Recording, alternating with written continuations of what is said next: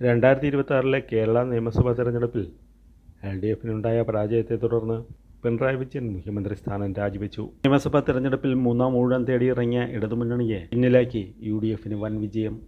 104 സീറ്റുകളുടെ കൂറ്റൻ ഭൂരിപക്ഷവുമായാണ് ഐക്യജനാധിപത്യ മുന്നണി അധികാരം തിരിച്ചുപിടിച്ചത്.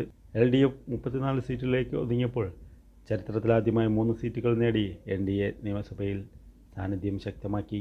തിരിച്ചടിക്ക് പിന്നാലെ മുഖ്യമന്ത്രി പിണറായി വിജയൻ രാജി സമർപ്പിച്ചു. പ്രത്യേക ദൂതൻ വഴിയാണ് അദ്ദേഹം രാജിക്കത്ത് കൈമാറിയത്. പുതിയ മന്ത്രിസഭ അധികാരമേൽക്കുന്നതുവരെ കെയർ ടേക്കർ മുഖ്യമന്ത്രിയായി തുടരാൻ ഗവർണർ അദ്ദേഹത്തോട് ആവശ്യപ്പെട്ടിട്ടുണ്ട്.